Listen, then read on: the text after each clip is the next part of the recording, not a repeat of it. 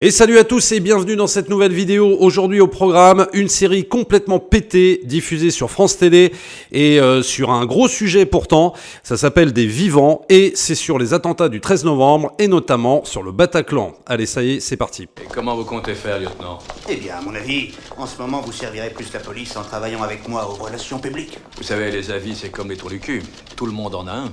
Ah, les films sur le terrorisme, les séries sur le terrorisme, mais c'est tellement toujours raté, c'est tellement toujours super décevant. Et je vous parle pas évidemment de films comme Piège de cristal ou je sais pas, moi il y a des attentats terroristes ou je sais pas, d'autres films totalement de fiction. Non, je vous parle évidemment d'événements qu'on a vécu tous dans notre chair et que certains cinéastes veulent absolument retranscrire au cinéma ou en série télé, où il y a moyen de faire de la mise en scène, où il y a moyen de faire véritablement du vrai cinoche. Et j'insiste, pas dans le cadre d'un documentaire, je parle bien de cinéma ou de série télé, mais tout le temps, c'est fade, ça va jamais au cœur du sujet. Et là, évidemment, encore une fois, s'attaquer à un gros sujet, donc le 13 novembre, eh ben c'est encore raté, encore. Qu'est-ce que tu veux que je te dise? Mais avant les amis, avant de rentrer au cœur du sujet, laissez-moi remercier le sponsor de cette vidéo, CyberGhost VPN, avec plus de 38 millions d'utilisateurs dans le monde et des milliers d'avis positifs. C'est un des meilleurs VPN du marché et je vais vous expliquer pourquoi dans cette vidéo. Bon, vous savez ce que c'est qu'un VPN, hein, c'est indispensable évidemment pour protéger votre vie privée numérique en ligne. Il chiffre votre connexion et empêche votre fournisseur d'accès ou d'autres regards indiscrets de suivre ce que vous faites sur Internet. Et avec plus de 100 serveurs, CyberGhost VPN va vous permettre de contourner les blocages géographiques et c'est ce qui nous intéresse parce qu'on est abonné à des tas de plateformes mais on n'a pas les mêmes programmes. Voilà, que ce soit par exemple sur Netflix ou Disney+, par exemple sur le Netflix américain, voire japonais, vous allez avoir plus de choses, de films, de séries proposées par rapport au Netflix français ou Disney+ français. Donc vous allez pouvoir profiter de 50% de contenu supplémentaire et vous allez débloquer le contenu de 40 plateformes de streaming différentes. Et c'est pas tout puisque vous savez qu'en France, il y a plusieurs sites pour adultes qui sont clairement bloqués par vos fournisseurs d'accès Internet et ce souvent sans avertissement. Grâce à CyberGhost VPN, vous allez pouvoir également contourner ces restrictions et surtout de manière sécurisée en choisissant un serveur situé dans un pays où l'accès à ces sites est totalement libre. C'est rapide, privé et totalement anonyme. Alors évidemment que le service fonctionne sur tous les systèmes d'exploitation et j'insiste, avec un seul compte, vous allez pouvoir protéger jusqu'à 7 appareils différents dont les consoles de jeux et les téléconnectés et donc ça veut dire qu'avec un seul compte, tu peux en faire profiter toute ta famille. Alors comme je suis très sympa comme garçon, tu le sais très bien, avec le lien que je te mets en description de la vidéo, tu vas pouvoir bénéficier de leur meilleure offre à seulement 2,03 € par mois avec 4 mois offerts et une garantie satisfait ou remboursée de 45 jours. Tu n'as absolument rien à perdre, tu peux foncer. Donc on revient tout de suite sur les films, donc sur le terrorisme islamiste et le Bataclan et tout ça. Et comme je vous disais en intro, et oui, bien sûr que c'est tout le temps raté. Et juste avant de rentrer vraiment dans ce sujet-là, il y a notamment un film qui est en préparation là avec Jean-Paul Rouve, qui va raconter l'histoire de Samuel Paty, donc le professeur victime d'un attentat. Vous savez dans quelles circonstances, je ne vais pas revenir dessus. Donc ce film, ça s'appellera Le silence de Dieu. Et alors là, qu'est-ce qu'ils vont nous faire encore? Il y a deux possibilités. Ils seraient capables de réécrire l'histoire en nous racontant que en fait tout ça c'était de la faute du professeur. Je devrais venir un peu comme ça. Et ou alors l'autre possibilité, c'est de pas aller là-dedans, mais en fait de nous expliquer que l'important dans cette histoire, c'est comment une rumeur se propage au sein d'une salle de classe, bon bref, tout le truc à la con qu'on a déjà vu d'ailleurs dans un film très intéressant qui était avec François Civil, alors qui parlait pas de terrorisme, mais qui parlait d'autre chose, de harcèlement sexuel et tout, et qui racontait justement comment une rumeur peut très très vite se propager et qu'un professeur se retrouve totalement acculé et non soutenu évidemment par ses collègues. Mais j'ai envie de te dire, on l'a déjà vu, voilà. Et je te mets au défi de me trouver un seul bon film sur le terrorisme, honnêtement. Et je te parle vraiment d'événements qu'on a vécus. Eh ben, si tu regardes bien, en fait, il n'y en a pas beaucoup. Alors, il y en a qui vont me citer, par exemple, je sais pas, moi, attentat à Boston de Peter Berg, pourquoi pas. Et à la limite, si je dois en retenir un, ce sera Vol 93 de Paul Greengrass. Là, oui, ok. Pour moi, c'est le seul bon film que j'ai vu sur le terrorisme. Pourquoi? Tout simplement parce que Paul Greengrass, dans son film, il s'intéresse pas, si tu veux, à la boîte noire de l'enquête du FBI qui va enquêter sur la boîte noire de l'avion, tu vois, avec en off le son des terroristes islamistes, etc., machin. Ça, il s'en fout. Lui, ce qui l'intéresse, Paul Greengrass, c'est te plonger au cœur de l'action, de te montrer réellement ce qui s'est passé, quitte à ce que ce soit à la limite du support insupportable. Mais je pense que pour le devoir de mémoire, pour l'événement que c'était, en fait, c'est ça qu'il faut faire. C'est exactement comme ça que tu dois concevoir un film sur le terrorisme. Sinon, ça ne sert à rien. Sinon, ne le fais pas. Voilà. Si tu le fais, il faut absolument plonger le spectateur au cœur de l'horreur. Voilà, c'est comme ça. C'est pas par voyeurisme, c'est pas par sadisme, mais je le redis, c'est pour bien comprendre, pour bien que ça imprime dans ton cerveau, l'événement tel qu'il s'est déroulé, et pour ça, il faut le montrer tel quel. Mais j'ai envie de te dire que Paul Greengrass, c'est le seul qui va le faire comme ça, quasiment. Parce que quand tu vois, par exemple, les films français qui parlent du 13 novembre, mais c'est une catastrophe. Et je vais y venir à la série, là, sur France 2, là. Enfin, sur France Télé. Le problème par exemple, de Revoir Paris avec Virginia Efira, quand tu lis l'interview de la réalisatrice, tu comprends pourquoi c'est raté. Je me suis dit, impossible de tourner un film sur le Bataclan. D'accord, donc déjà, pourquoi tu prends le sujet si tu te dis qu'il sera impossible de tourner un film sur le Bataclan? L'attentat n'est pas le plus important. Ce qui m'intéresse avant tout, ce sont les traces qu'un tel événement traumatique laisse chez ceux qui l'ont subi. La scène de l'attentat dans mon film est tournée de façon presque abstraite, enfin genre, c'est même pas abstraite, c'est que dalle. Il s'agit de montrer comment en une fraction de seconde, on passe d'un monde de paix à un monde en guerre.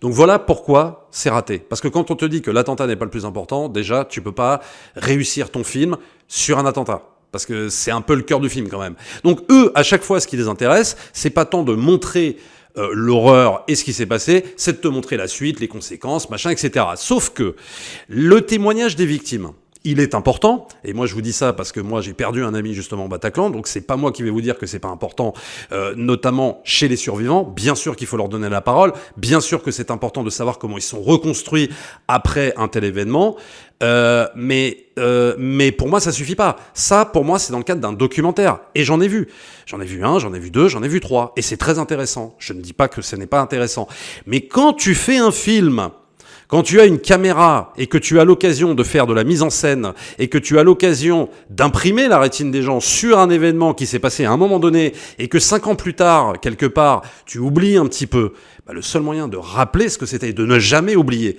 c'est de montrer l'horreur au sein d'un tel événement. Et je le redis encore, c'est pas par voyeurisme et c'est pas par volonté de sadisme, c'est un devoir de mémoire. Je te prends un exemple concret.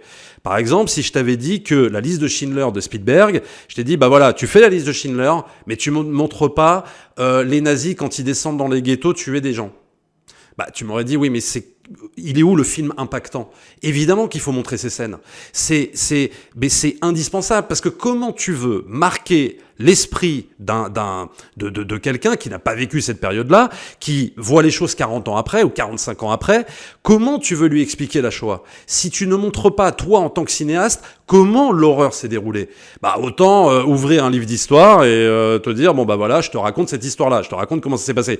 Sauf que tu ne l'as pas vu, on ne te l'a pas montré. Et en fait, c'est comme si je te disais, dans Le Pianiste, tu montres pas les scènes d'horreur.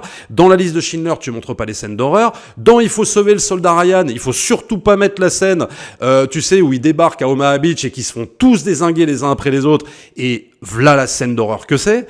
Je veux dire, on est à la limite du gore quand même dans cette scène, et tout le monde aime cette scène. Tout le monde aime cette scène parce que justement, c'est un cinéaste qui se sert de son métier, de sa caméra et de son pouvoir de pouvoir raconter les choses à travers l'image pour nous montrer ce que c'était. S'il nous montre pas cette scène, on ne peut pas se rendre compte de ce qu'était le débarquement. On nous raconte tous que, oh là là, le débarquement, c'était horrible, c'était atroce, ils sont tous fait décimer. Ok, mais si tu me le racontes, je vais essayer d'en prendre un peu conscience, mais il y a une différence entre le fait de me le raconter et de me montrer les faits, de me montrer tel que ça s'est déroulé. En fait, c'est exactement la même chose pour des films sur le terrorisme. Mais je sais qu'il y en a qui vont me dire dans les commentaires, oui, mais c'est trop tôt pour voir ça, je ne sais quoi, machin, ça s'est passé il y a peu de temps, il y a 10 ans, etc. Il n'y a pas, pour moi, de date précise à apposer à ce genre de truc. Il n'y a pas de bon et de mauvais moment pour le montrer ou ne pas le montrer. Je pense qu'à partir du moment où tu t'empares de ce sujet, sinon ne le fais pas encore une fois, mais si tu t'empares de ce sujet, il faut que tu le traites à fond. Il faut que tu sois au cœur du sujet. Ça n'empêche pas, si tu veux, de montrer l'horreur au sein d'un événement et de montrer les conséquences. Tu peux très bien faire les deux.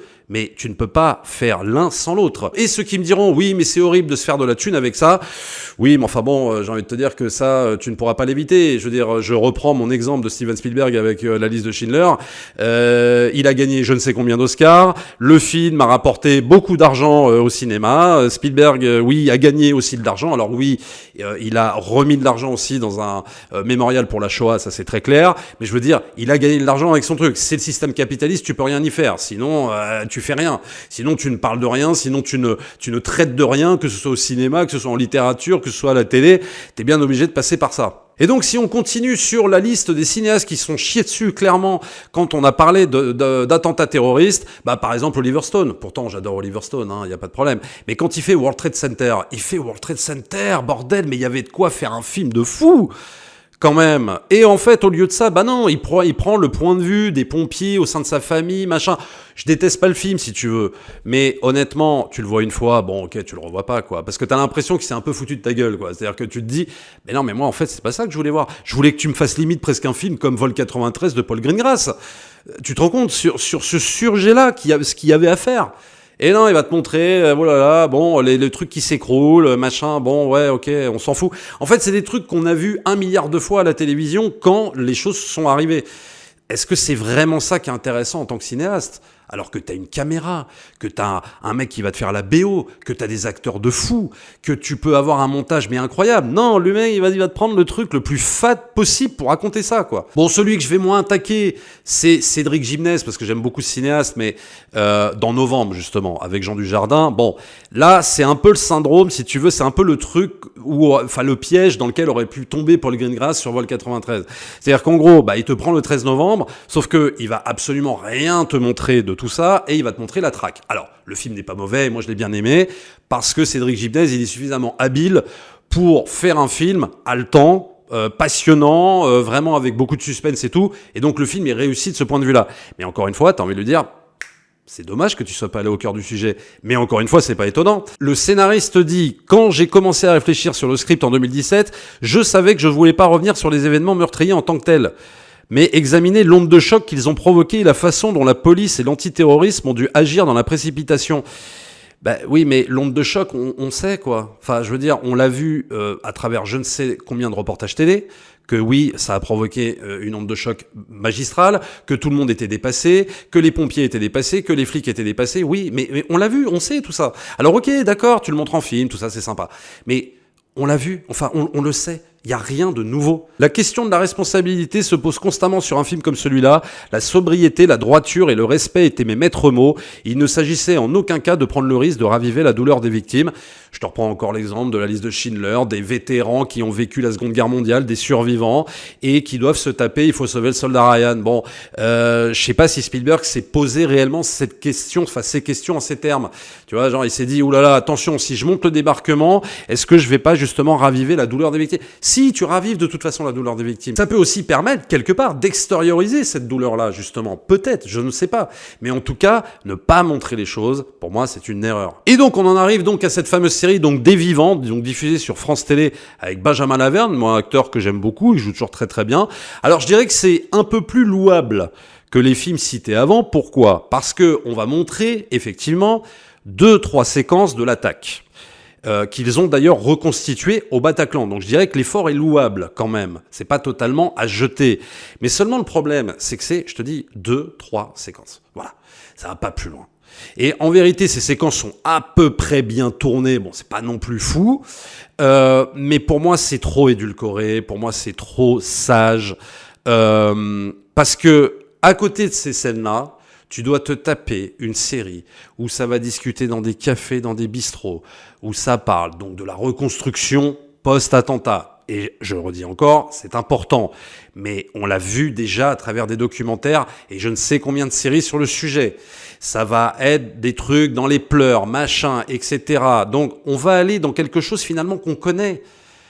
Moi, quand je vois ce genre de série, si tu veux, avec des gens qui ont vécu un attentat et voir comment ils se reconstruisent, moi j'ai l'impression qu'on me dit la guerre c'est pas bien et l'eau ça mouille, quoi. C'est-à-dire qu'en gros, oui, je me doute qu'ils sont comme ça, ces gens-là, bien sûr, et c'est malheureux pour eux, mais je me doute, j'ai pas besoin de le voir.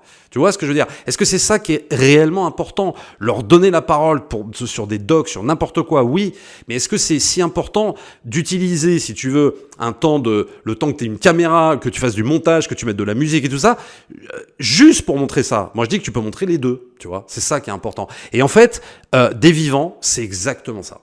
C'est exactement le syndrome de ce genre de série qui, pour moi, ne va jamais au cœur du sujet.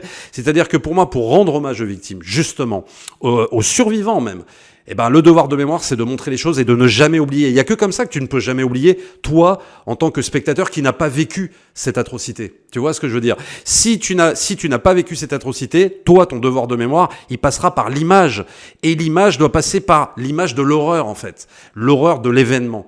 Pour moi, c'est indispensable. Alors, je sais évidemment qu'il y en aura plein qui ne seront pas d'accord et qui vont m'insulter dans les commentaires et qui vont me dire « Ouais, en fait, t'es un sale voyeuriste de merde et tout ça. » Tant pis, moi, j'assume totalement mon propos. Et je finirai par un très mauvais film, là, français encore une fois, et qui parle de terrorisme et qui est sorti, je crois, avant le 13 novembre. C'est le film Made in France par Nicolas Boukrieff. Alors là, c'est un navet total.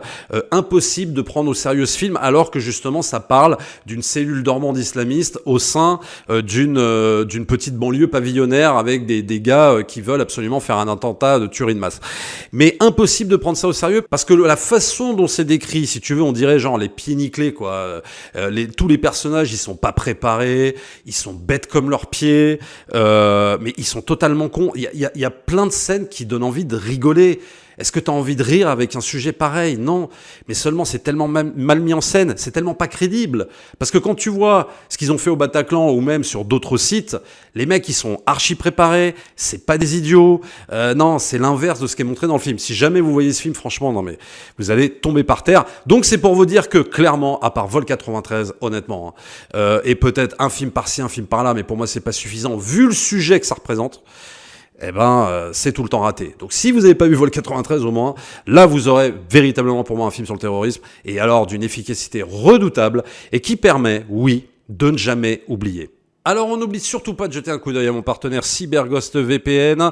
Avec le lien que je t'ai mis en description, tu vas pouvoir bénéficier de 4 mois offerts et 83% de réduction. Protège ta vie privée, débloque des contenus exclusifs avec CyberGhost VPN et surtout, fais des économies. Essaye-le sans risque grâce à la garantie satisfait ou remboursé de 45 jours. Vas-y, fonce. Abonnez-vous à la chaîne si c'est pas encore fait, likez, partagez comme d'habitude et on se retrouve très très vite pour une prochaine vidéo. Ciao.